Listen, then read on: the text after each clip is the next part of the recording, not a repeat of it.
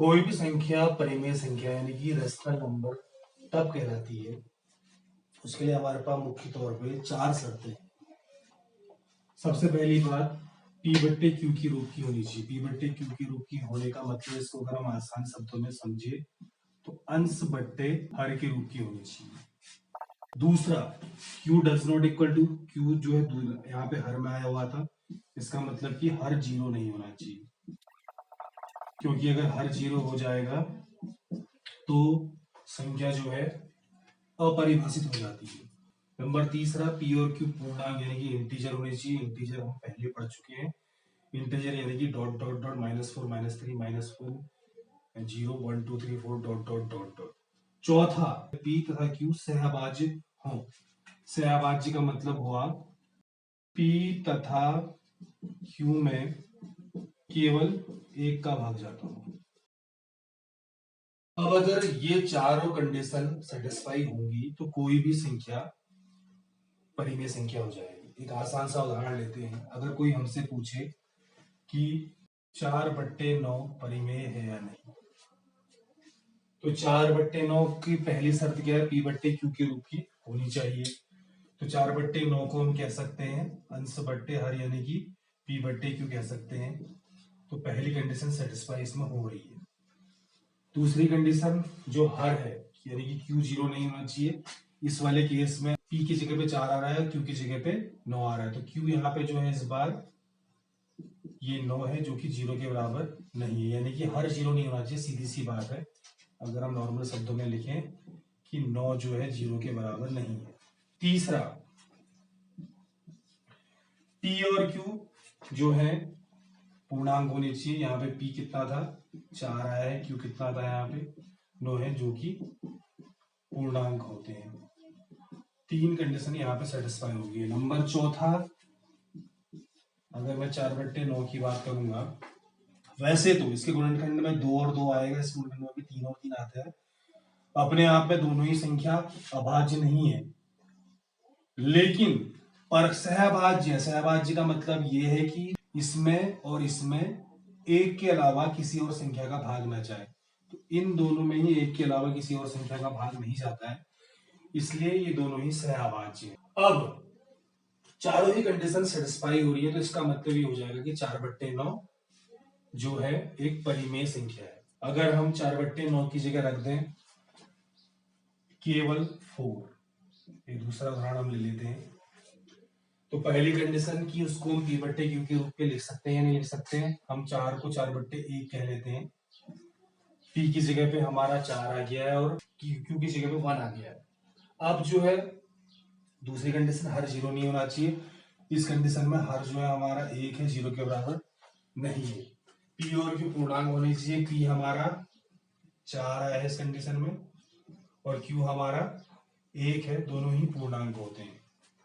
चौथी condition, P और Q में एक सहभाज्य होनी चाहिए, यानी कि इनमें एक के अलावा किसी और संख्या का भाग नहीं जाना चाहिए। तो अगर मैं 4/1 को कहता हूं तो 4 और 1 में दोनों में ही एक का भाग जाता है, एक के अलावा किसी और संख्या का भाग नहीं जाता है। तो 4/1 में जो है 4 तथा 1 जो है सहभाज्य है।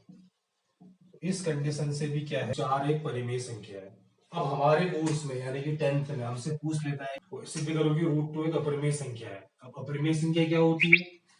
परिमेय के लिए 4 कंडीशन होनी चाहिए। अगर इनमें से एक कंडीशन भी नहीं हो पा रही है, कम से कम एक तो नहीं हो, तो वो ऑटोमेटिक अपरिमेय बन जाएगी। जैसे अगर मैं 4 की जगह रख देता हूं मैं √2 माना। अब अगर हम √2 को लिखें अंश बट्टे हर के रूप में, तो पहली कंडीशन सेटिस्फाई हो पाती नहीं हो पाती? हो जाएगी। हम √2 को √2/1 लिख सकते हैं। अब p की जगह यहाँ पे आ गया है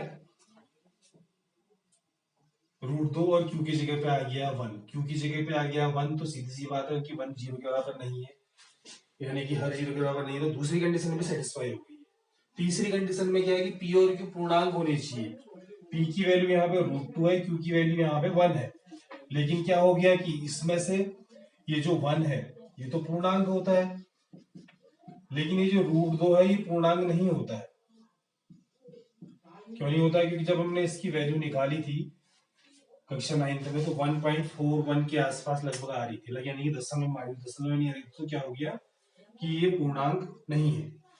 तो अब मैं इसके बाद जब तीसरी कंडीशन सेटिस्फाई नहीं, तो फिर चौथे को हमें देखने की जरूरत ही नहीं है कि 3 में ही क्या हो चुका है,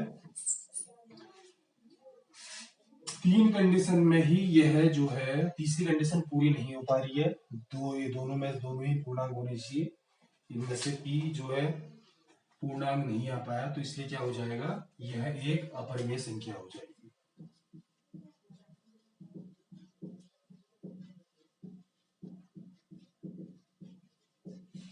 दोबारा से परिमेय संख्या के लिए चारों शर्त पूरी होनी चाहिए। अगर इनमें से एक शर्त भी पूरी नहीं हो पा रही है, मतलब 3 पूरी होगी, एक पूरी नहीं हो पाएगी, तो संख्या ऑटोमेटिक क्या हो जाएगी, अपरिमेय हो जाएगी। कई बार ये चौथा वाला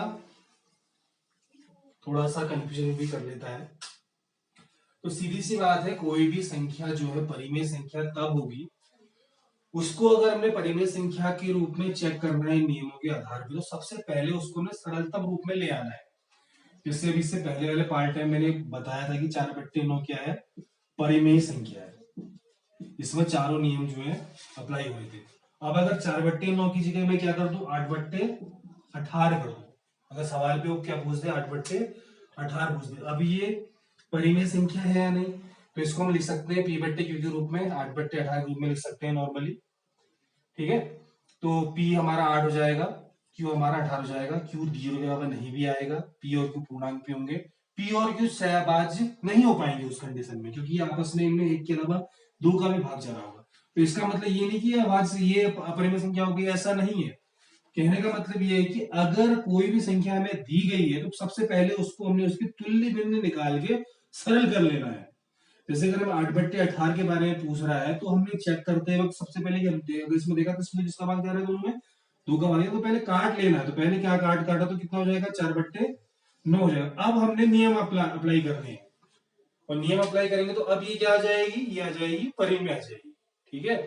तो कहने का मतलब ये है कि 4/9 अगर परिमेय आ गई, तो उसकी तुल्य वाली भी ऑटोमेटिक परिमेय होगी।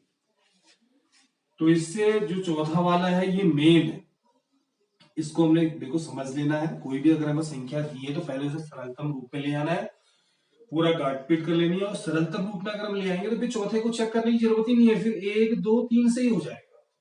अभी चौथा मैंने अलग से क्यों बताया, क्यों, क्योंकि अगर हमारे कोर्स में क्या है, √2 को अपरिमेय संख्या सिद्ध करना है, तो हम इस मेथड से नहीं करेंगे। कक्षा 10 में ये मेथड काम नहीं आएगी। कक्षा 10 में काम आती है विरोधोक्ति विधि। इसमें क्या होता है कि हम उल्टा मानेंगे, हम मान लेंगे कि √2 एक परिमेय है, और बाद में फिर अपने कथन को हम गलत साबित कर देंगे। और इसीलिए मैंने चौथा पॉइंट यहाँ पे अलग से बता रखा है। अपने कथन को गलत करने के लिए हमने क्या करना पड़ेगा, इन चारों में से किसी एक को हमने गलत साबित करना पड़ेगा ना, उस केस में इन चारों में से किसी एक का हमने यूज करना पड़ेगा, तो उस कंडीशन में ये वाली चीज यहाँ पे काम आएगी। तो इसलिए इस चीज का विशेष ध्यान रखना है। तो इसीलिए परिमेय संख्या की परिभाषा दोबारा से बताई गई है, और उसमें ये पॉइंट जोड़ा गया है।